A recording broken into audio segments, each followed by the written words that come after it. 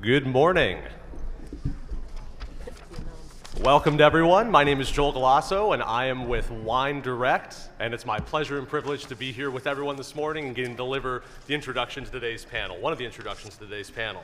Now, for those of you who aren't familiar with Wine Direct, we actually provide an end-to-end direct-to-consumer and e-commerce solution to wineries of all sizes, about 1,800 around the world, and we're also getting ready to open a new fulfillment center in the Willamette Valley, so that's pretty exciting for us and hopefully for you as well.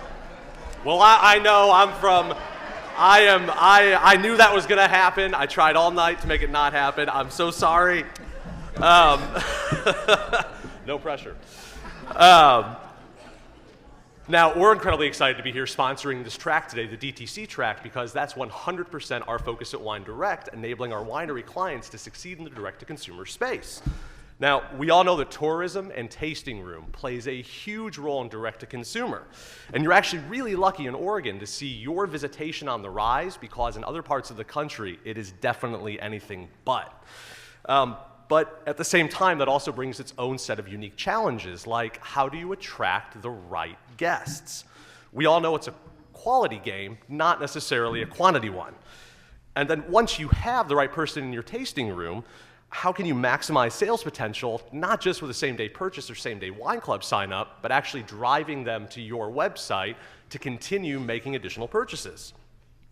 Demand and personalization is also another area that we see on the rise thanks to the subscription companies of the world like your Dollar Shave Clubs and your Blue Aprons and so on.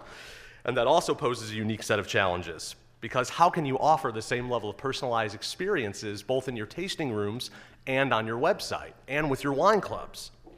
Finally, ever-rising sky-high consumer expectations.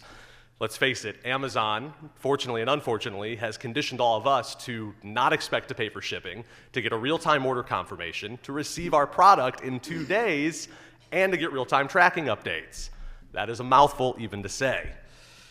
Consumers expect you to know who they are the moment they walk in your tasting room or log on to your website, including what they want and when they want it, and that is a challenge.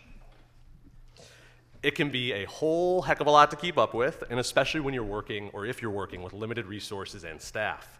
Now, I'm sure the upcoming panel is going to touch upon a lot of these areas, and that's what we at Wine Direct, again, are hyper-focused on. We would love to show you some of our tools and unique partnerships, including things like prepaid online reservations, custom wine clubs, a fully mobile point-of-sale platform, and integrated CRM and email marketing tools. And we'll actually be offering free DTC checkups and good old-fashioned conversation all day today and tomorrow at booth number 232, and we really hope you'll stop by. We also hope to see you back here tomorrow at 3 p.m., where our own VP of Sales and Marketing, Jim Agger, will be delivering findings from our upcoming DTC report, which actually draws on data from our own winery clients around the world, including quite a few from here in Oregon.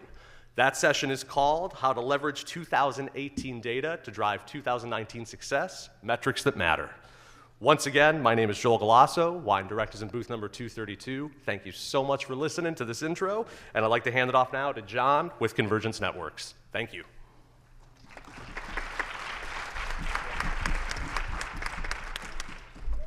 Hey everyone, good morning. How we feeling? All right, great. Well, good morning. I'm John McCloskey. I'm one of the Virtual Chief Information Officers for Convergence Networks. Yes, virtual is in my title. I'm not really here. I'm just a hologram. Terrible jokes. It's early in the morning. All right, so we're actually a local IT partner helping Northwest wineries evolve past the typical IT experience into companies that leverage IT strategically and securely with a plan and purpose that aligns with the goals of your organizations. One of today's panelists from Sokol Blaser is one of those companies.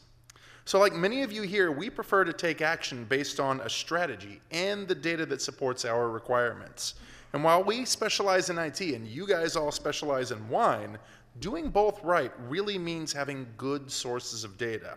So the Oregon Wine Symposium takes this responsibility very seriously, and we appreciate that level of commitment to the industry.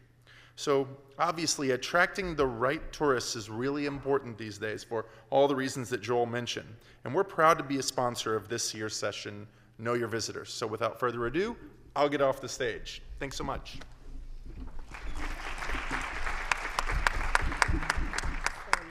Thanks, John. Hi, everybody. Thanks for taking the time to spend with us today. My name is Vanessa Haddock. I am with Sokol Blosser Winery. I'm the marketing director. I'm also part of the Willamette Valley Wineries Association on the marketing committee with one of our panelists, Rachel Sims. So today we are talking about knowing your visitors, how to find and attract quality wine tourists. Today is all about turning research into action. It's not about talking about data points, it's not talking about what we already know, but what can we walk away from and do with strategies to turn that into action in our wineries. So 3 key questions. Who is Oregon's wine tourist, obviously? What do they want from their time in our wine region? And how can wineries, businesses, attractions, regions best meet their needs? So first we'll be talking about research findings from the University of Oregon, who's been doing research study into the Rogue, Umpqua, and Columbia Gorge over the past year. We'll also talk about research findings driven by our marketing committee on the Willamette Valley Wineries Association in collaboration with destination analysts over the last year. Now this research is still in progress, so I just want to take everything with a grain of salt, but we're in a pretty good place with some of the insights that we're seeing already. Later this year, we'll actually be able to share all of the research findings from the concluded studies, which is pretty exciting. I'm thankful that ours is one of the first presentations at Symposium. Rather than lecturing or telling, we'll be asking you a lot of questions. These questions are intended to get your creative juices flowing and start thinking about how information presented, research findings, etc., manifest itself in your own business. By asking these questions, we're hoping to help you open your mind as you partake in the next 36 and some odd hours at Symposium. So you can walk away with ideas, you can walk away with inspiration, and next steps to really make the most of the subject matter and learnings. It sounds cheesy, but again, I encourage you to keep an open mind with everything we're talking about today.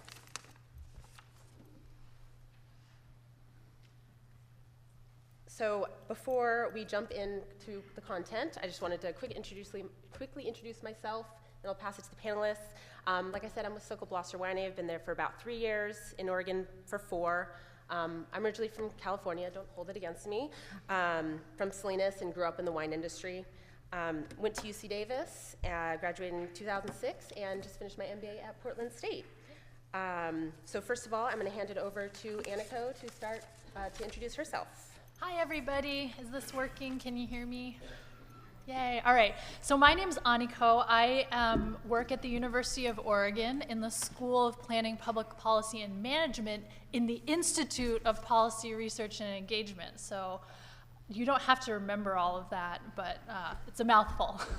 But basically what we do, our mission is to help with real-world planning policy projects across the state and engage students in that process. So in this study in particular, we've been working with Travel Oregon, the Oregon Wine Board, and our students on campus to really investigate who are the visitors to Oregon's wineries, and we'll talk a little bit more about the details of that later, but I'm really excited to be here with all of our other panelists to share some of the initial insights from our research so far. Thanks, Aniko. Hi, good morning. My name is Rachel Sims. I'm the Director of Communications and Consumer Sales at Christum. Just celebrated my 4th year there, having my dream job. I'm also the incoming chairwoman for the Willamette Valley Winery Association Marketing Committee. And I am a Southern Oregon native, so it's really exciting to be able to look at this data comprehensively, not just with the Willamette Valley, but also with our neighbors to the south and the east, and really great to be on this panel.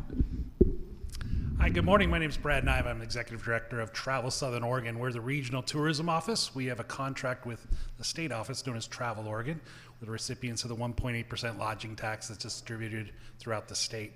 Our office also is the recipient of the Wine Country License Plate region, which is Southern Oregon, the 5 counties that we serve. So that's how our office interacts with the wine industry.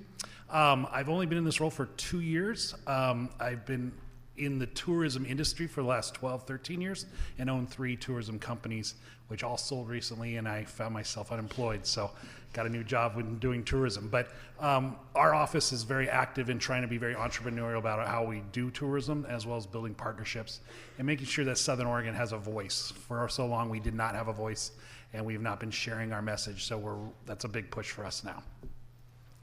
Awesome. Thank you, everyone. So the goal with this panel is intentional.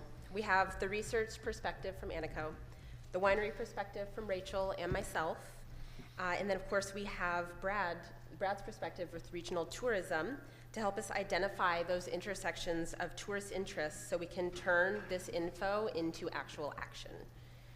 So rather than have each speaker present one by one, we decided to really only share top-level results of the research data from the University of Oregon and Destination Analysts for context. After the study, we will be able to share, after the presentation symposium, we will be able to share the data that we have in progress, and then later in the year, as I mentioned, the full complete data will be available to everyone as well. So now for a bit of color and context, Aniko and I are going to provide some of this top-level background on the research findings undertaken by University of Oregon and Destination Analysts. Aniko? Yep. Okay, so here's a map of our beautiful state. These are the regions that Travel Oregon divides the state into and calls them for our tourism regions. And we wanted to kind of align wine regions with tourism regions as part of this study since we're looking at wine tourists. So the survey that's happening right now is kind of happening in two parts. The first part, which I'm working on through the university, is looking at the Rogue Valley, the Umpqua Valley, and the Columbia River Gorge. There's a parallel part that's going on at the same time, which Vanessa and Rachel will be able to share more information about, and that is in the Willamette Valley. So we're both doing visitor profile studies, and eventually we'll be combining all that data into one where we can give you information about overall statewide, what does the Oregon wine tourist look like? So when I'm talking today, mostly what I'm going to be telling you about is information that's coming from the Rogue, Umpqua, and Gorge, but we're also going to be hearing a little bit about the Willamette Valley too. As Vanessa was saying, we're still kind of in the preliminary stages of this study. We're still doing data collection, so all of the results you see for the Gorge, Rogue, and Umpqua are not finished yet. The Willamette Valley information is finished, but we haven't combined it all into one. So you're going to have to hold tight for that combination a little bit later. And I also want to just give a huge, huge thank you to Travel Oregon for funding this study. This wouldn't be happening without them, both the Willamette Valley and the other parts of the state version that I'm working on, and to the Oregon Wine Board for being a great partner in helping us with all of this. So we want to share a little bit up front about who the people are that took the survey, which is representative somewhat of the people that are actually visiting tasting rooms in Oregon. So we've split this out to share with you by Willamette Valley and by the Rogue combined with the Umpqua combined with the Gorge. But you'll notice that there's a lot of similarities across all these regions, so it's starting to emerge that there are, the Oregon wine tourist across regions does have some similarities. So first, thinking about gender, most of the people that took the survey were female, particularly for our portion of the survey. In general, in surveys, more women tend to take them. So this does not necessarily mean that more women are visiting tasting rooms, but this is who took our survey. In terms of age, the majority of the survey takers were 55 years and older, but we did have a group of people in the 21 to 44-year-old range. About a third of folks in the Willamette Valley who took the survey were in that range, and for the rest of the state, it was closer to 20%, a little bit smaller. And then in terms of race and ethnicity, the majority of survey takers were white, a little bit less so in the Willamette Valley, but we had about 2% Latinx population for both the surveys, and also Asian Pacific Islander was represented somewhat as well. And then finally, thinking about income, definitely on the higher income people who are taking the survey. But we'll talk maybe a little bit more later about why we're not necessarily just thinking about marketing to high-income people. There's, everybody is welcome in tasting rooms, and we want to think about how we're broadening the reach of who we're marketing to and who we're welcoming to our spaces. So finally, just to close out, I want to tell you a little bit more about where all of this is going. So once we conclude the data collection for the Rogue, Umpqua, and Gorge, and once all of the data collection is concluded for the Willamette Valley survey, we'll be combining it all together and creating a 3-season visitor profile. So we'll be looking at who are the people that come in your peak times, who comes at holiday times, and who comes in off-peak times like this time of year. And what we're really interested in sharing with you is information about people's travel habits, their spending, some of their preferences around the tasting rooms, like what do they like in a tasting room, and their satisfaction with their overall trip. And then we'll also be providing some insights about regional strengths and some comparisons between the different regions that we're looking at. So overall, what we're trying to do here is identify opportunities to expand the audience in tasting rooms and strengthen regional tourism. We really see wineries as a key part of the whole tourism ecosystem, and that kind of bringing people to your wineries, you're not just living in a bubble. Those people are going out and doing lots of other things as well, and so we want to think about how we are intentional about marketing the two together. So that's all I'll say for our portion of the survey now, and I want Vanessa to share a little bit more about the Willamette Valley survey. Awesome, thank you. So as Aniko mentioned, our survey was funded because of a grant from Travel Oregon. In fact, it was spoken about at Symposium last year, the grant opportunities. It's been a year in the making. It's been pretty intense. And as mentioned, it was undertaken by Destination Analysts. So Allison Sokol-Blosser handed me this awesome little survey from exactly 30 years ago. It's a Yamhill County Wine Country Survey. Sweet graphics. Yeah, right? Yeah, it's good. It's really good.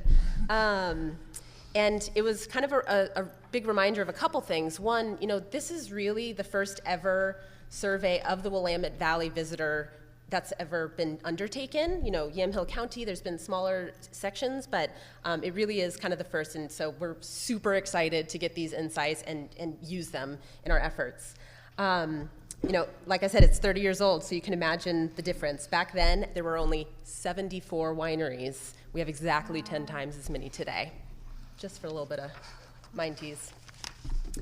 So the Willamette Valley survey specifically, 3 components. So the first was an in-person intercept survey at individual winery locations, as pictured, a one-on-one interview with the survey participant. Next was an online portion of the survey. So various wineries took the initiative to email the survey out to their email list, whether club or database, et cetera, and we collected nearly 8,000 respondents from that survey. The third phase, which is currently in progress, are extended one-on-one interviews with people in key focus markets outside of Oregon to again get some more of that kind of depth of content, et cetera. These survey respondents, they all visited within the last 12 months, and the data was very particular that we segmented Oregon residents visiting as well as out-of-state residents visiting. So some survey feedback was combined across all regions, and then we also have it broken out, which gleaned some really interesting light on it as well.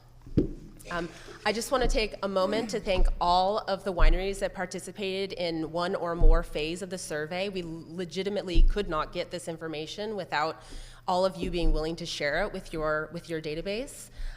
We all know that we have strategies behind when we communicate with our customers, our club members, et cetera. So, adding another in the mix or swapping it out for a potential sales opportunity, I know is hard for some wineries, but because of what you've done, it's enabling all of us to benefit from this research. So thank you.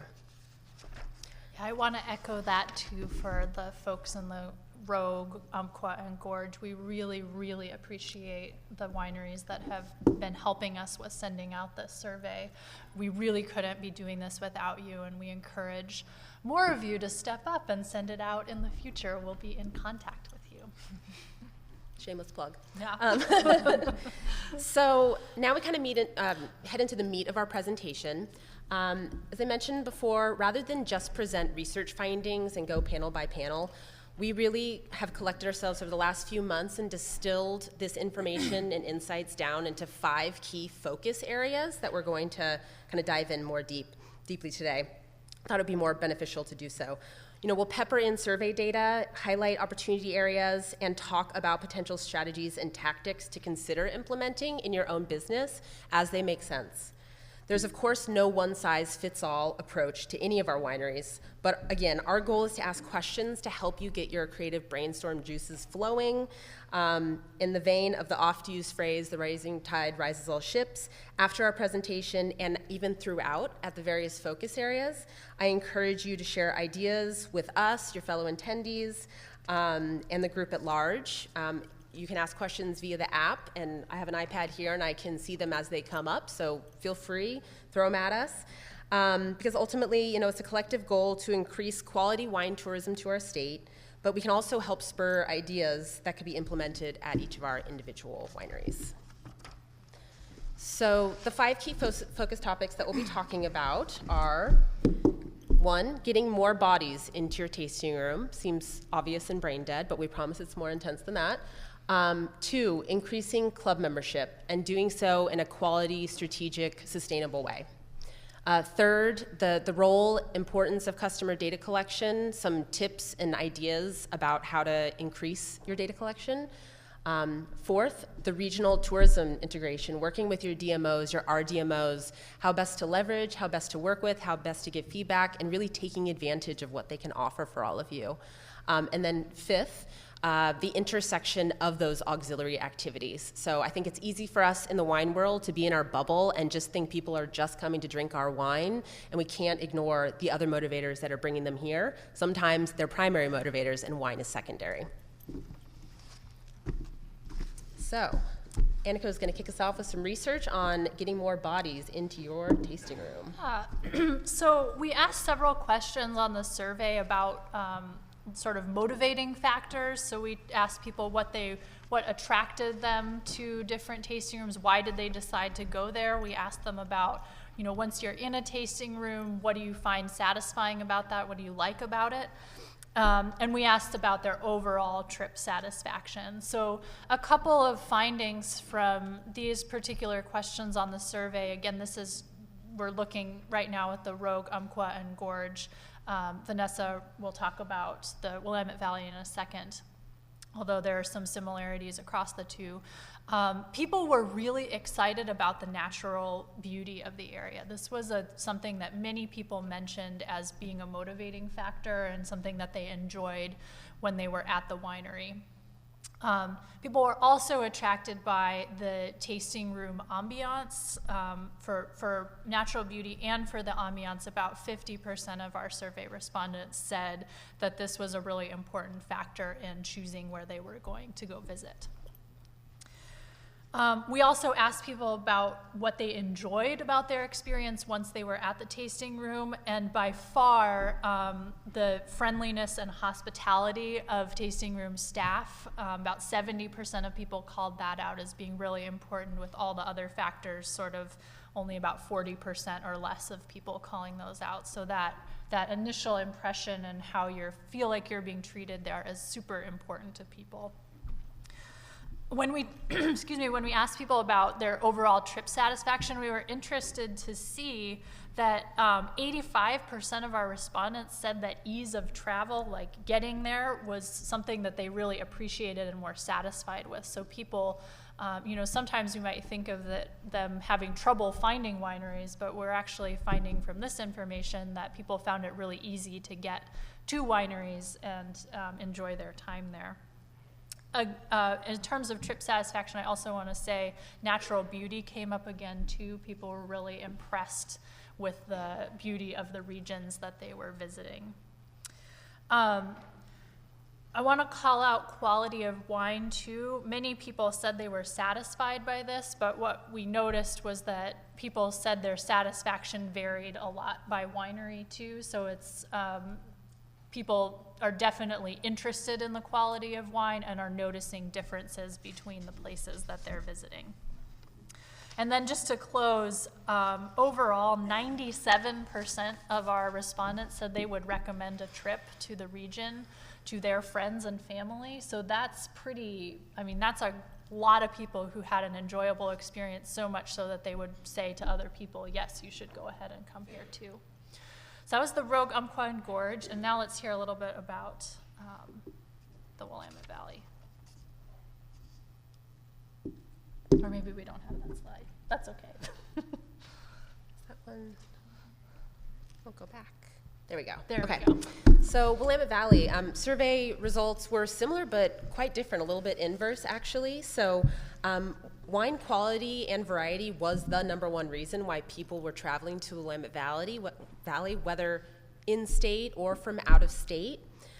However, unlike the Rogue Umpqua gorge data, where half of respondents said that natural beauty was their primary motivator, only about a third of Willamette Valley visitors said that the wine quality was their primary motivator.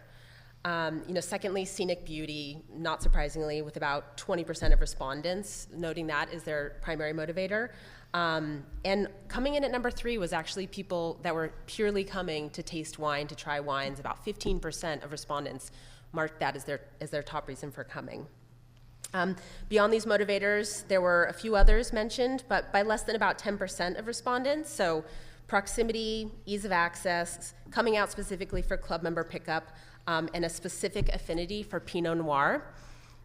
Interestingly, not surprisingly, how Oregon visitors, Oregon resident-based visitors versus out-of-state visitors were motivated by Pinot Noir. About 12% of respondents from out-of-state came specifically from Pinot Noir, 12%, whereas in-state, only about 3% of tasting room visitors came specifically for Pinot Noir. Just an interesting insight as you work on, consistently and intentionally targeting Pinot Noir lovers in your digital, social media efforts, all those triggers that you can pull when you're specifically targeting out-of-state. Over half of respondents who visited the Willamette Valley came because they had been here in the past. And that was true across the board, in-state and out-of-state. They loved it so much that they came back, which is encouraging, of course. So a quarter of people came to the Willamette Valley because they were recommended by family and friends. That was the primary motivator for people coming here. About 20% for specific wine events, similar for information specifically from a wine club. Less than 10%, only about 8.8%, were actually inspired to visit thanks to a wine-related magazine. Just food for thought. So another interesting insight that came out is that nearly 6 in 10 visitors to the Willamette Valley were already club members before they came to the region. This is, of course, a bit skewed by in-state residents, but it was actually quite surprising. About 4 in 10 visitors from out of state were already club members before they came to Willamette Valley. Again, a reminder that getting club signups in your tasting room is not the only way or method, and focusing on how to get those out of state so they do come later is not off the table. So when visiting actual individual wineries, there we go. So picking the actual wineries that they wanted to go to, the #1 reason people picked specific wineries was because of word of mouth. About 44% of people came to specific wineries because of word of mouth. Other factors came in starting at around the 25% or below, and that was either printed guides or individual winery websites, social media, et cetera. But word of mouth far and away exceeded everybody else. So then I'm going to pass it on to Rachel and talk about getting more bodies. Magic word. So before we go into this section and talk about actually marketing to consumers and increasing your traffic in your tasting rooms, I think it's important to recognize, and you've probably picked up on it already, is we're kind of talking about 2 separate groups at this point in the survey data, which is your local consumer base and then also if you're out of region. And there is an argument that you kind of need to talk to them differently and market to them differently, or at least keep in mind the differences of what they're looking for in their winery experience. Another reoccurring theme that I'm going to stress kind of comes back to the adage of know thyself. Know your brand, know your club members, know your consumers. We're helping right now with helping you know who your consumers and your potential consumers are. But I think a lot of times, especially, as winery employees, we have kind of a pre-established idea of what our brand is, how consumers think of us. And I would really encourage, as I really want to commend Morgan and the Willamette Valley Wineries Association in doing, is research and data, surveys, asking your consumers about their experience, building competitive sets, other wineries that kind of fall within similar demographics or parameters of yours, et cetera. So as far as understanding why they're visiting, for the out-of-state consumer, it's really driven by, and we've talked about this a little bit, the scenic beauty of Oregon. There are a lot of other attractions here. Outdoor recreation is huge. They're really coming specifically to enjoy and experience the state overall. It is interesting that the out-of-state consumers are the ones more likely, I think by about 4 times as much, to be coming specifically for Pinot Noir. Our local consumers, their biggest reason for visiting wine country was proximity. They're a little lazy, but it's driving distance. They can get here easily. It's not as much specifically about Pinot Noir as a varietal and learning about it. It's much more about the wine country experience, the day trip, enjoying that. Interestingly, though, I do want to point out that I think that's a good talking point about the conjunctive labeling discussion that's going on right now, too.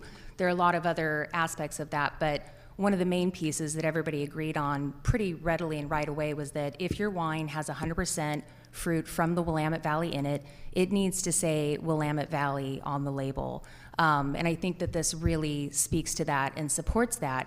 Out-of-state consumers or out-of-area consumers might not know the Dundee Hills by name or Chehalem or Ribbon Ridge by name, but they do recognize Willamette Valley, and there's power in that. And so I just really want to take a moment to, thank everybody that in support of that, consumers recognize it. It is an important part of our branding going forward. Getting into the nuts and bolts of why people should visit your winery specifically, I think this is where it really comes back to the know yourself. And you can think of that in a lot of different ways. What are your winery's, core values? What do you believe in? But then also on a very practical level, what do you have that other wineries don't? Out-of-state consumers that are coming in to visit obviously have to do a little bit more preparation and trip planning before they get to the region. They're less likely to just show up and go out exploring on a day trip. Some of them will, and sometimes their itinerary can change if they get a really strong recommendation somewhere that they had an appointment to check out somewhere that they didn't.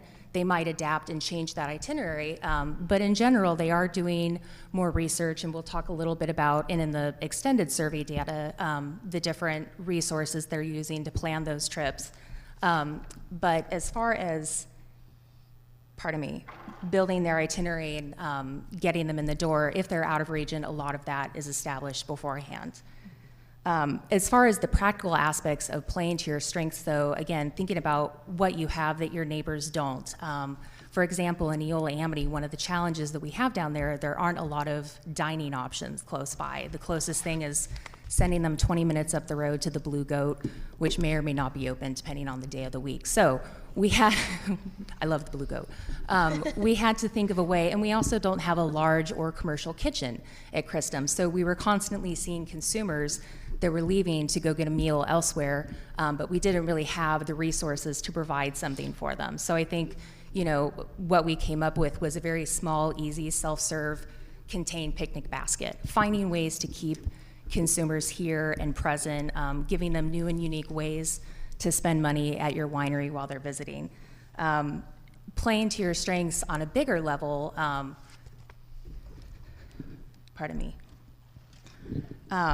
as far as communication with the guest, finding ways to let them know what you're doing on a consistent basis without oversaturating or too many emails. You want to find a way to get your message out there in social media, on your website.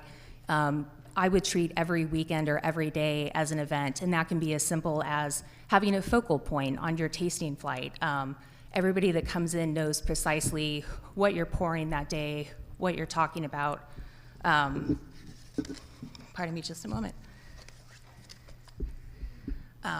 Just really clearly communicating with every guest that comes in concisely what you're doing that day.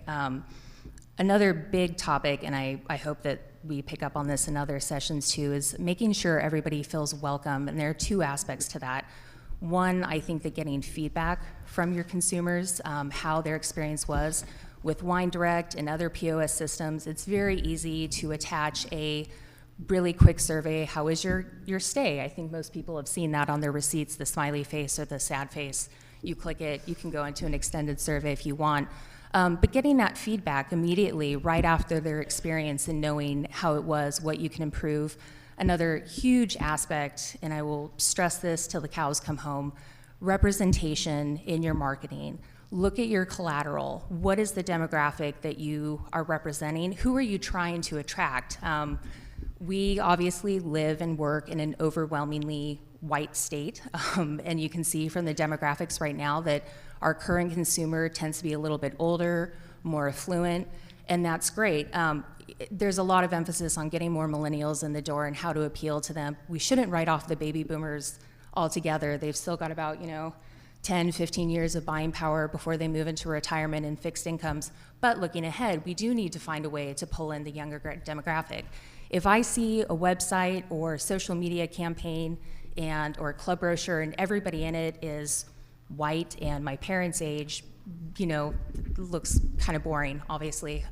But also, it's just not welcoming. And I hear people, I've heard this conversation as far as doing photo shoots and, it feels weird to specifically go out and look for people of color or, gay couples to have in your marketing. I say, you should be doing that, absolutely. You need to send a message out of the region and abroad that everybody is welcome and accepted here. Again, you need to think about the future, who you're trying to attract and draw in, and not just who your current consumer is. This is an interesting point that's been brought up, especially when we're talking about Napa and the idea of over-elevating the experience. Napa has seen, with transitioning to appointment only, that they're actually seeing, it's kind of bitten them in the butt. Some people can only get to 1, maybe 2 tastings a day. They're spending so much time at one location. Over-serving is an issue. I think this data speaks to a need to have kind of a range of options. You need to have something that, can capture the new consumer who maybe doesn't know a lot about wine, is coming in for the first time, but you also need to have higher level, education focus for the out-of-region consumer that is specifically coming here to learn about Pinot Noir. So, yeah, a good range of options. Before we jump into the next slide, I'd love to answer a couple questions from the audience. And please, panel, feel free to chime in on anything. So the first question was, how many of out-of-state visitors who were already club members were making their second visit? I don't have that specific intersection of data in front of me right now, but I do have 2 points related to share. So specifically on the Willamette Valley Wine Club member, breaking it down by those who came to visit who were in-state versus out-of-state. So nearly 3/4 of in-state visitors were already club members, about 74%, whereas out-of-state, about 4 in 10 out-of-state visitors were already club members before they came. Whether that was primary or secondary, I don't, again, have that data in front of me, but we can follow up on that. The second metric, though, is about repeat visitors in general, whether or not they're club members. So for out of state, where'd it go? So the typical Willamette Valley wine tourist has taken 3.2 trips to Willamette Valley to taste and or buy the region's wines. So Oregon in-state, about 4.5 on average visits to the Willamette Valley. Out of state was about just shy of 1.8 times that they've come to the valley. So again, seeing that difference dramatically in-state versus out of state. And I'll follow up on the club question intersection specifically. Anyone else want to add anything to that, or? Nope, okay. Second question, is anyone surprised that only 12% of out-of-state visitors target Willamette Valley because of Pinot Noir? Seems like it would be higher. What was the main motivator, if not Pinot Noir? So at least in the Willamette Valley, again, the main motivator was wine quality in general, with about 33% of respondents marking that as their motivator, though not specifically Pinot Noir focused. I think we're obviously a Pinot Noir region, but it is a reminder, even in the Willamette Valley, that it's not all those eggs in that one basket, that there's other quality perceptions that people have about other varietals that we make.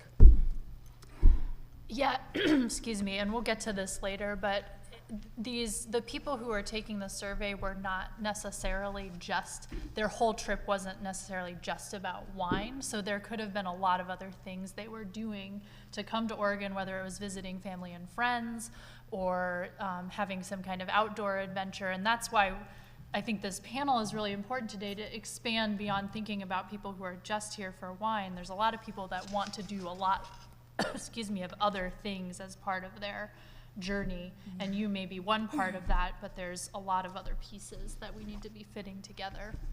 I think it also speaks to the importance of cross-branding and cross-promotion with other tourism draws to the state of Oregon. This is probably especially applicable to the Southern Oregon region, where so much of the tourism is based in outdoor recreation. You have Crater Lake, you have visiting, snowshoeing, Diamond Lake, the Oregon Shakespeare Festival in Ashland. Even if wine is not the primary reason why somebody is visiting, if you're putting your product out there and correlating with those other entities, you're more likely to bring consumers over that otherwise might not visit wine country while they're here. And if you're not aware of this, we are so incredibly lucky to have Travel Oregon as the destination marketing organization that it is. We are really leading the charge on the national and on the international level. I mean, California is constantly looking to what Travel Oregon is doing. Their ad campaigns are engaging. They make the information easy to digest. They've really done a great job overall of elevating different regions of the state and especially playing nice with wine country. So hats off to them. So I have a third question, actually two more questions, do them out of order. The first one is, can you explain the idea of don't over-elevate, go into that a little bit deeper? So just anecdotally, I think the idea of kind of very involved, very long, often more expensive, often more personal, customized tasting experiences in many wineries, as Rachel alluded to, is kind of biting them in the butt. So when they have, 2 to 3 hours at one winery, and maybe they're spending $45 to $75 on the tasting, whether they run out of time or they run out of money, that's really limiting how much they can visit other wineries. Mm-hmm. Now, on one hand, it sounds really appealing for that winery that got that person, but overall, it's actually having that negative effect that they're not seeing other wineries, they're not getting to spend more time visiting.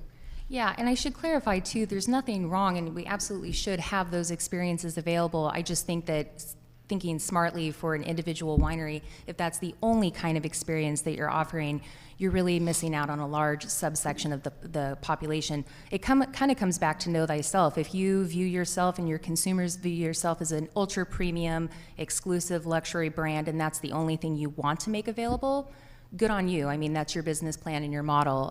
But as far as if your goal is to build build traffic, get more bodies in the door, you kind of have to give consumers the opportunity to self-identify, to show you where their current level of knowledge is, what they already know, what they want to learn, and have a couple of different options out there.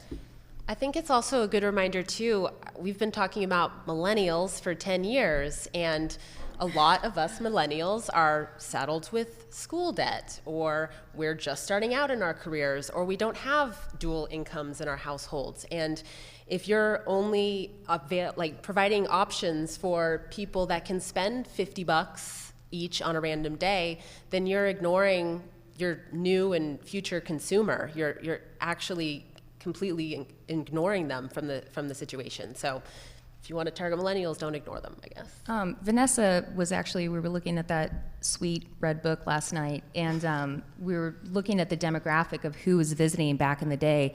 And what was interesting is that the largest consumer group was actually, I think it was 30 to 39.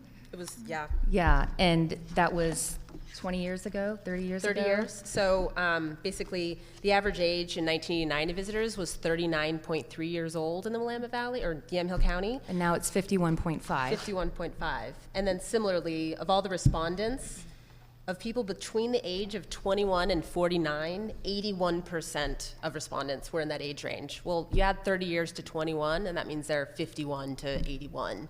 So it was literally the same consumers. So just an interesting insight.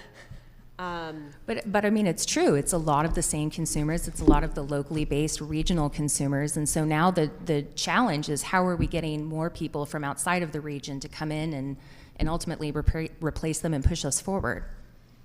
So I have a few more questions coming in. In the interest of trying to move us along, if it's okay with everyone, I'd love to table these just until a little bit later so we don't miss out on the content. Although one question is a great segue into our next topic, which is club membership. And the question is, advice for a new winery trying to build customers and a wine club, #help. Well, if they use the hashtag, I mean, we kind of have to. We're going to have to, yeah. So I'll hand it over to Annika to talk a bit about the data Yes. club membership. So we asked people a little bit about their behavior around club membership. So what we learned is that a lot of people who are visiting were already part of a wine club, about 73%. And then we asked people who didn't join a wine club as part of their trip why they didn't choose to join one. And a couple of reasons that came out. One is that the wine is too expensive, that it was too expensive a proposition to buy into a wine club. Some of the other reasons we heard were that people already had a lot of wine, they didn't feel like they needed more. Some people also felt like the wine club model was too restrictive and that they wanted to have more freedom to purchase the wines they wanted. I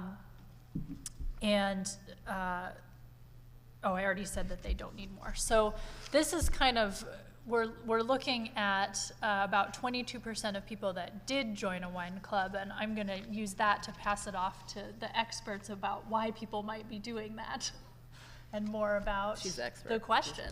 Yeah. I think we all know that the wine club model is changing and then sometimes becoming challenging. We've talked about the subscription culture that we live in now, and especially how Amazon has influenced that. The idea of having to pay for shipping seems a little bit archaic. As far as, we've talked about why people haven't joined a wine club, but also why people are leaving wine clubs. When we talk about growing membership, a really good place to start is preventing attrition.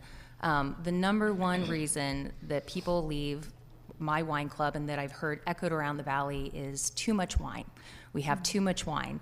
I see a lot of heads nodding. The funny side note, the second reason that people leave the Christone Wine Club is they die. So we have very loyal members. They stay with us for a long time. No, I think that's a compliment. They stay with us for the rest of their lives. 51 plus 30 is 80. Yeah, that's great. Do the math. I think that too much wine, though, that's a double-edged sword in that we've done a really good job about talking about the cellarability and the ageability of our wines. And sometimes when that's combined with, the $50+ price point that a lot of us have on our single vineyards, it creates a hurdle for the consumer of getting over, when should I drink this wine? They're holding on to something special. And it comes back to marketing and really encouraging them of how do you make wine part of their everyday life? How do you make it more accessible?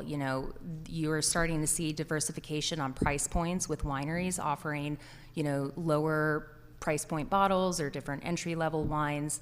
That also plays to the incoming millennial generation that is very unlikely to spend more than $50 on a single bottle of wine. Again, I'm seeing a lot of nodding heads. But I think, too, that we as wineries need to do a better job of explaining, getting away from the idea of ageability and do direct talking to the fact of drinking this wine soon in ways that we can encourage that. For example, if you're sending your wine out with a seasonal recipe of things, that are in season when they're receiving the wine, encouraging them, to prepare together, take pictures of it, put it on social media, tag you, some kind of incentivization. And then also repurchase incentivizations to encourage them to enjoy the wine soon. And if, building that sense of urgency, if it's something that they want or they want to buy more of, that they have, within 30 days reorder and you get, 10% off or something like that. So, Vanessa, trade or? Yeah, well, and just the idea of capture them while they're hot. Like, can you send an email 30 days after they got their club shipment and remind them of the wine that you just sent and kind of incorporate that into the story? All right. So the next slide that we have up here now, it's really what we've been talking about is how over-indexed the wine club members are from local versus out of state. This is a slide that Rob McMillan actually shared last year. Kind of Oregon's in that yellow little square, and Napa down towards the 20% in terms of local versus out of state. Although the data's a year old, it's a reminder of the need to focus on diversifying your club membership outside of Oregon residents, especially as only a handful of states are left that don't allow direct shipping. An interesting metric to share here too is that nearly 36% of out-of-state visitors to the Willamette Valley joined the wine club while on their visit, more than double that of Oregon residents at about 14.3%. Of course, a lot of Oregon residents may already have club memberships, and that goes back to some of the reasons why they don't join another. But I think just that high willingness of out-of-state to join was very important for us. Later in the presentation, I can mention it. It was also interesting for out-of-state visitors who came because specifically for Pinot Noir and wine quality that they already knew about wine versus those who were coming to learn. Those who are actually coming to learn about wine in their wine tasting experience were twice as likely to join a wine club. You know, it ties back to this welcoming nature and helping them learn and not condescending. And, you know, if they're a captive audience and they want to learn from you, they develop this strong relationship that just over-indexes them to join. A lot of this isn't a surprise to any of you, but it was just really cool to see it broken down into actual data. So, going on to club membership. Yeah. Increasing club membership, again, the magic idea. I think, again, this starts from a place of knowing who your current club member is. All of you, you know, regardless of your club structure, there are a couple of key points of information we should all have on file about all of our members, their birthday and their address. I can't stress the importance enough of serving both your current members, former members, and then people in your mailing list who are repeat purchasers, but for some reason have chosen not to join your wine club. There's a lot of information that you can garner from that. Once you break that demographic down and you're kind of affixing, you know, where they're located, you know, the rough age range, anytime you see a subsection that's 3 times or larger more than another subsection in your wine group, that's a liability. That's too heavily weighted. Ideally, you want to have a nice disbursement across the board. And also research your aspirational members. You know, where's the biggest gap in your demographic? Do you have a strong lack of people, you know, under the age of 40? Do you have, you know, or 80% of your members within a 50-mile radius, but you have like 2 people in Seattle? Why is that? I also, again, I think it comes back to that idea of separating your locally based consumers from your out-of-region consumers. They're going to have very different desires, what they want out of their membership. Obviously, people that can come to your winery frequently are going to be more driven by things like, you know, complimentary tastings or member-exclusive events, or whereas people out of the region won't be incentivized by those because they can't visit, but they're definitely going to want access to exclusive wines that could typically only be gotten from the estate and that they won't find in distribution, and definitely going to be motivated by shipping incentives. Nobody wants to pay for shipping anymore. Thanks, Bezos. So again, I think one fear too that people have when they're breaking down wine clubs and kind of the hurdle of creating a lower price point club meant to target younger consumers. And also, it's worth mentioning, you know, baby boomers eventually are going to be moving into restricted incomes as they retire. That financial funnel is going to change. So it does make sense to prevent attrition, to have a lower price point wine club, to also retain members who would otherwise consider just leaving your club altogether. You know, it's about the long-term thinking. There might be an initial trade in some of your membership of, you know, oh, well, now there's this new wine club that's half of what I normally spend and I get to retain some of the benefits. You might have that, but really the serious consumer that you engage with and that you educate and you're building that relationship with, they will find the appropriate level of membership for them. You're just creating a route to bring in new people that might not be able to afford it otherwise, and also retain people that might be on their way out if you didn't have that option. Cool. A few questions I want to touch upon. One question, could too much wine be a reflection of reduced consumption from aging baby boomers? I think where the United States has enjoyed kind of increasing consumption over the years is starting to level off. We're seeing in other wine regions of the world that people are actually decreasing their consumption. We're also seeing with the millennial generation more health conscious focus, et cetera, and that is encouraging them to be either lower drinkers, not drinking, choosing alternates, or just really kind of being slower to join the wine category as well. I think, Brad, you mentioned an interesting point earlier about, we have more wineries and breweries than ever, but no more drinkers. True. One of the things that we're constantly looking at is where does a customer come from? In regards to, we can build more breweries, and unfortunately, you probably all saw in the news this morning that Bridgeport Brewery has decided to close.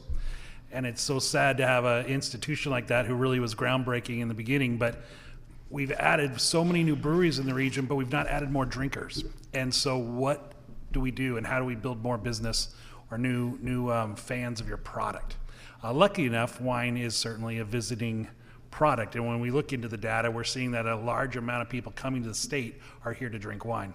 And that's a great thing for our tourism trade as well as to support our industry. Cool. Thank you, Brad. Another question, did you capture wine dollar expenditures and sort responses by dollar? That was definitely a part of the study. As these research details are published, we'll be sharing so you can really dive into the nitty-gritty. At the end of the presentation, Morgan from Willamette Valley Wine Association will be in the back of the room with a handout with some of the key insights from the Willamette Valley survey. Again, it's in progress, but we will be sharing. It was intentional not to give you the 120-page deck with all the research findings from the get-go, or else we would not have had any of your attention. But rest assured, it will be made available to all of you. Another question, it was stated that people really know the Willamette Valley. As we build Oregon's brand and that of its major wine regions, what's the role of AVAs in marketing?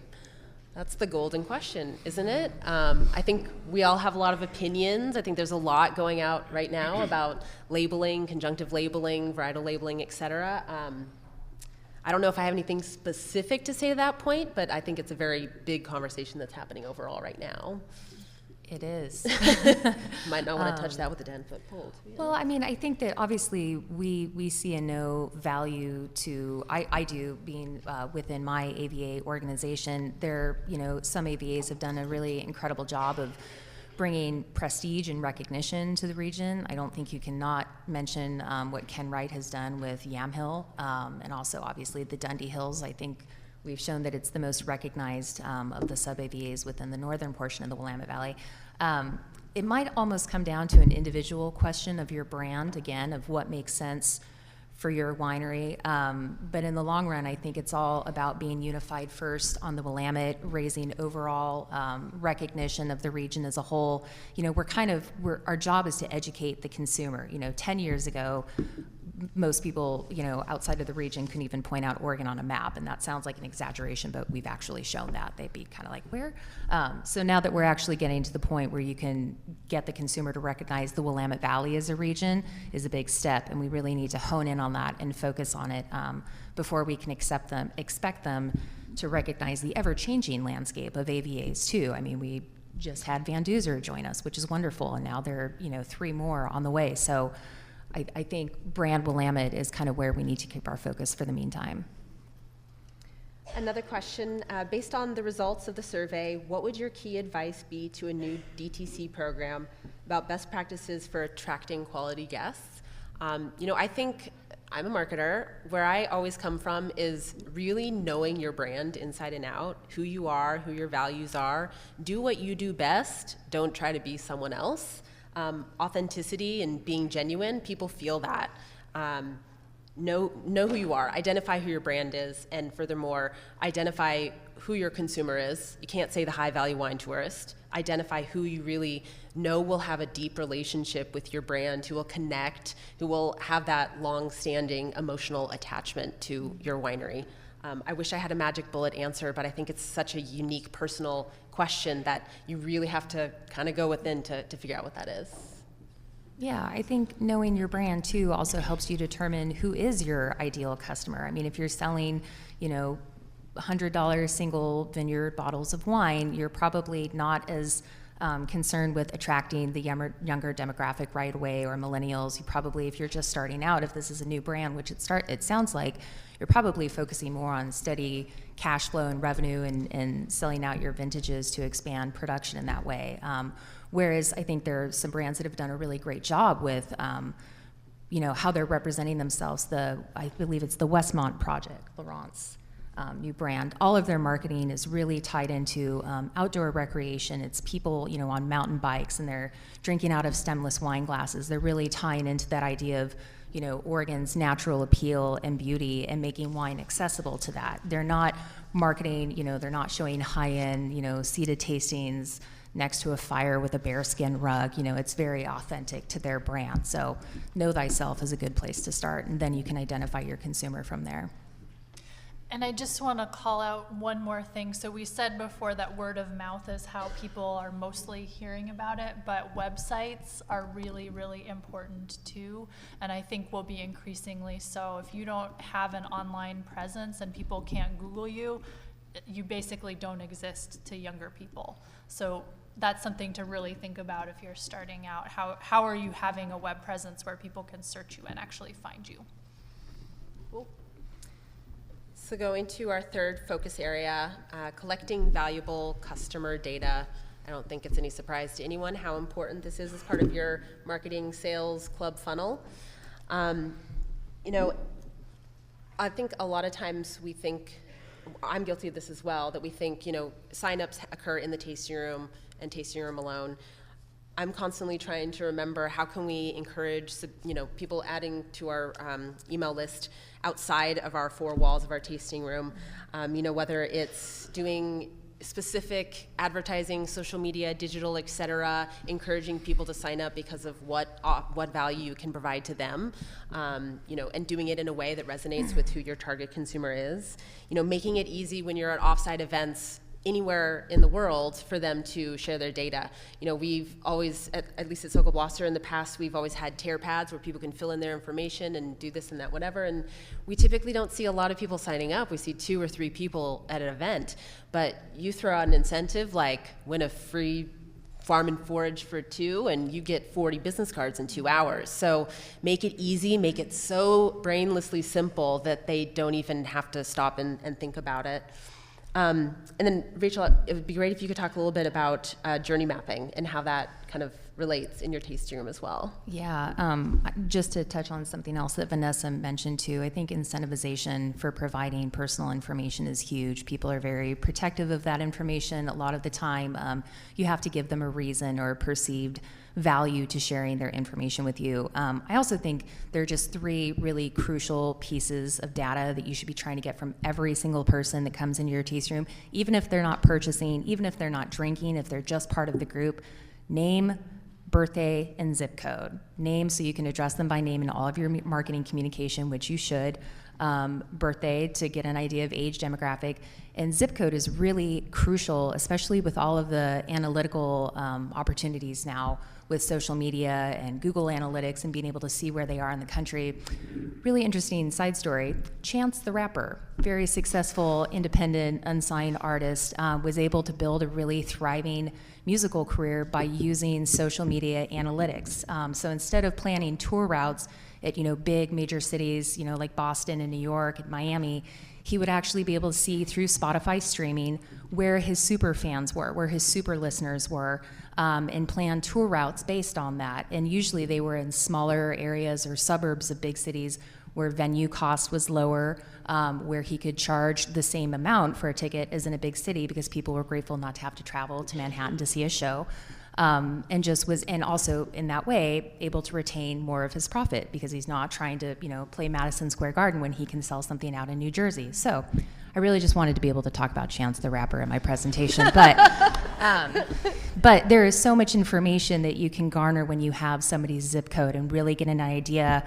And we all as wineries, we know that there are those strange little pockets in the country where we have really strong support. For Christum, it's always been Pennsylvania because our founders are from there. Really glad the liquor laws there changed. So being able to know across the country where your consumers are and then being able to target your online marketing and social media to those regions instead of, anybody that's done a paid Facebook ad, instead of just selecting that, 21 and over, likes Pinot Noir, likes to travel, you can actually set it within, a specific parameter location 50 miles out from Pittsburgh or from Denver, wherever you have those super fans. So. And that's a great plug for McMurray's presentation later on social Yes. media, how to do those things if you don't know how to, really targeting and kind of taking it to the next level as well. Yeah. Should I talk about journey mapping real quick? Yeah, sorry. No, that was my fault. Journey mapping has kind of been a buzzword in DTC for a while, and it can be a little different for every brand, but it's essentially making sure that there is a digital touchstone in place for every interaction that you have with the consumer from the first time they come in contact with your brand, through after their visit and following up with them. So very basic example, somebody makes a reservation at your winery. You call to confirm that reservation. You get all of the information that you can and build a client profile. And really, when you're on the phone with them, you have the greatest opportunity to do that in a natural way. Oh, you're coming out for your anniversary. How long have you been married? Is anybody joining you? I really want to stress, and this is a big component of journey mapping, the importance of utilizing the notes field in POS, whatever it is that you use, WineDirect, otherwise. That is a searchable field that is such an incredible resource later on that allows you to do really targeted outreach and marketing. For example, back with that same consumer that comes in for their anniversary, they show up, they have their dog with them. The person that hosts their tasting at the end, immediately afterwards, and sometimes this can be harder in a high volume tasting room, but the more access you can give your employees to be able to do this, it really helps your business in the long run. Immediately afterwards, get back into that client file and just put in the notes field anything you can, and think of it almost in terms of hashtags or searchable words like had a dog, traveling for anniversary, staying at the Allison. You can actually go back through afterwards and say you were trying to find all customers that stayed with you during high season from the Allison. You can create a search field specifically from those notes. It allows you to create targeted advertising campaigns later on. It's National Dog Day. You can do a search engine from in your notes, everybody that brought a dog, send something out. Journey mapping, I really encourage everybody to look into it, but it really requires a systematic approach, clearly communicating with your staff who is in charge of what aspect, what are the absolute mandatory key points that you're doing all the way through with every customer. And then it's about consistency and just making sure that you're able to do it well, and do it repeatedly. Awesome.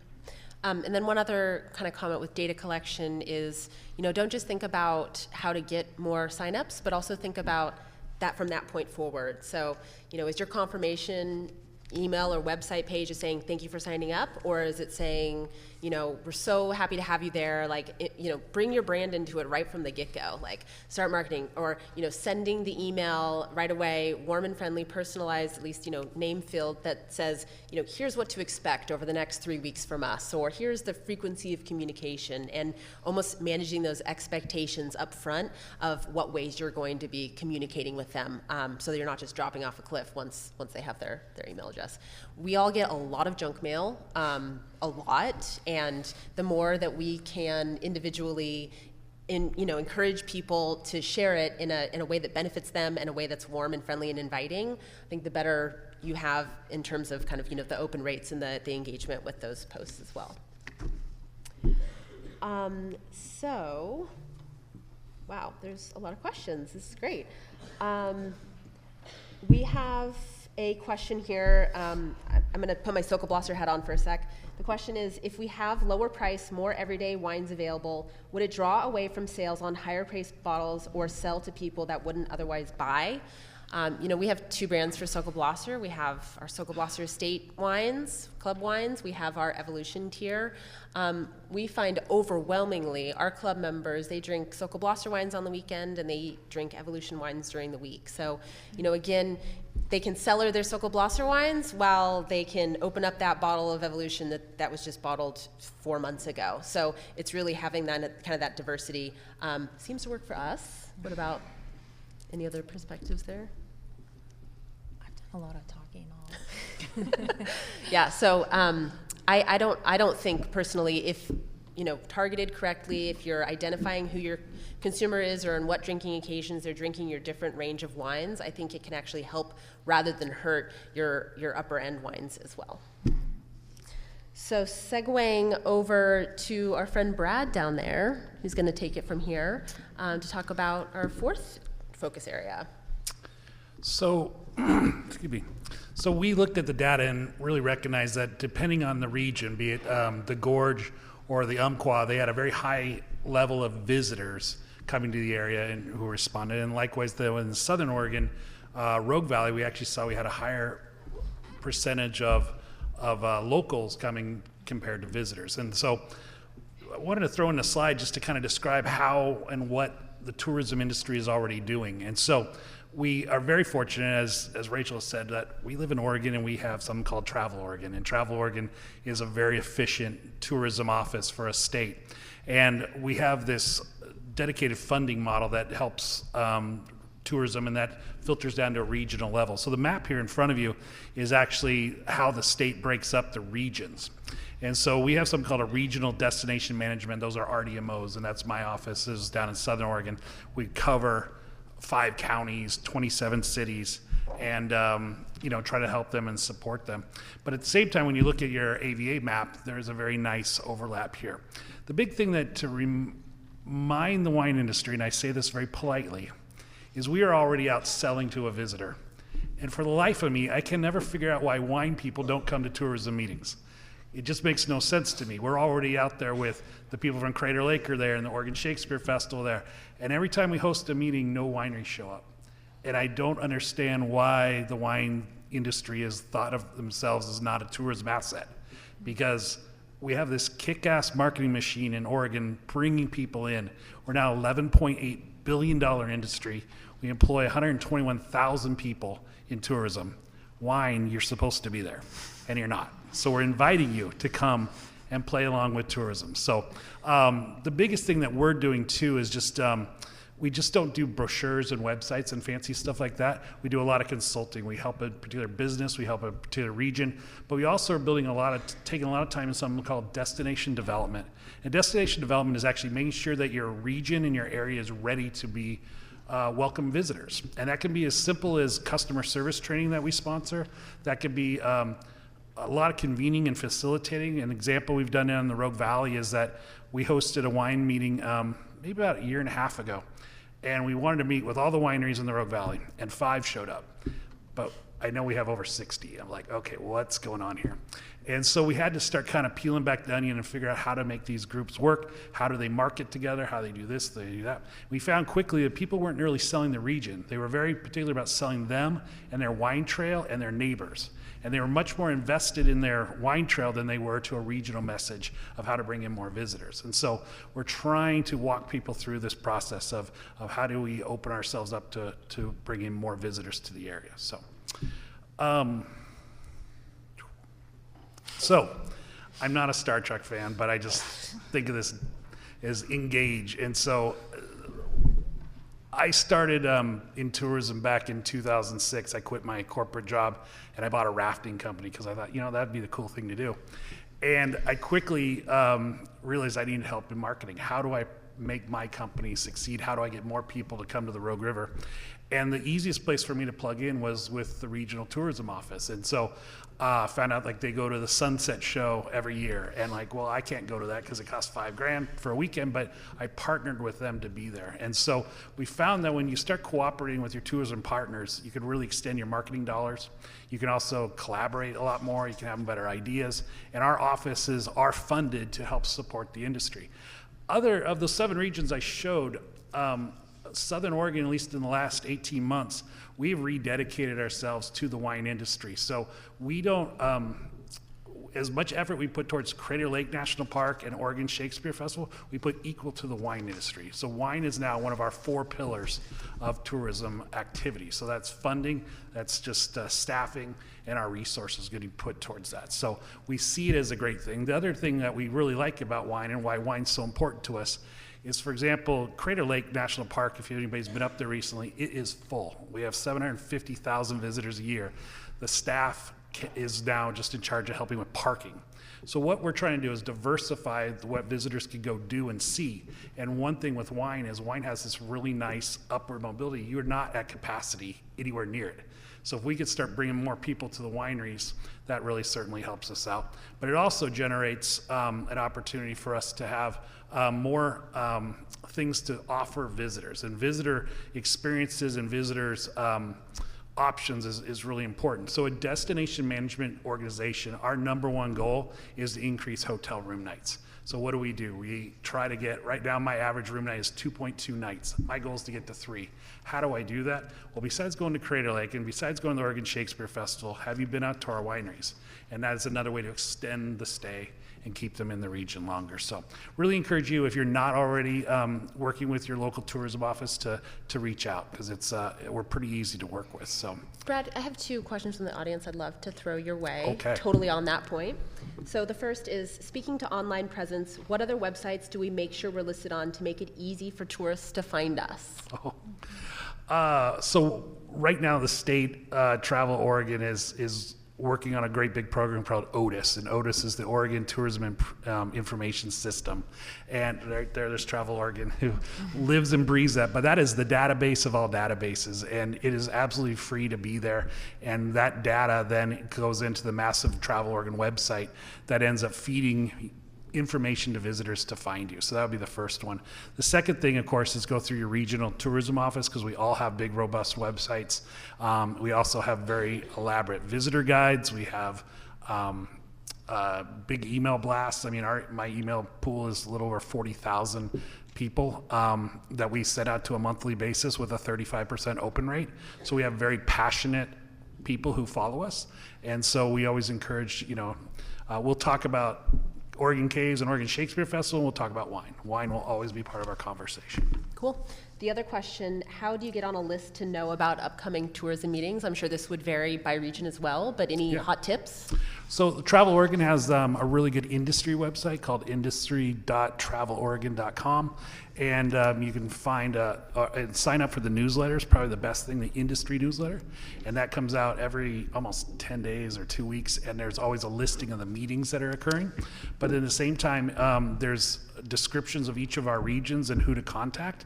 Our job is here to help you. And if you don't call us, we can't always get out to you. I mean, I try my best to get out to everybody, but sometimes it's just like, hey, can we get a cup of coffee? I'm like, absolutely, that's what we do all day long. So trying to find out more about what your business is. Cool. Then do you want to touch on auxiliary activities? Yeah, I just want to piggyback off of what Brad is saying and what the question about, where else should you be marketing? This is a really good place to start in thinking about what other people are doing that are visiting your tasting rooms too. So what we found from the survey is that lots of people are going out to restaurants. So really think about how restaurants can be an asset to you. Shopping was another big thing that people are doing, outdoor recreation, and then going to other special events, festivals in the region that people were drinking wine in. So these are all great opportunities to think about cross-marketing. And I want to point out for the outdoor recreation too, hiking was a big deal. So lots of people were hiking, slightly fewer were doing canoeing or kayaking, and then some were swimming as well. I think it was like 82% of people were hiking if they Yes. were doing outdoor recreational activity. 82%. So. And we also asked people where else they were going. So you want to go back to the slide where we have the regions listed. So here's Oregon. So I think what's interesting is a lot of people were going to the coast. No matter what region they were visiting, people are going out to the coast. So that's an important place maybe to get even though your wineries may not be on the coast, how can you be cross-marketing with restaurants on the coast, things like that. I'll just point out for the Rogue, the coast and Umpqua were kind of the top other places people were going. For the Umpqua, the Willamette, and the coast were the top places, and for the Gorge, Portland and the Willamette Valley were big destinations as well. And this is something we see in tourism on a daily basis. We have borders of regions and territories and counties, but the visitor does not. They're just trying to get as much packed into their vacation that they're trying to do. In Southern Oregon, 85% of our visitors are a drive-to market that we come in via car.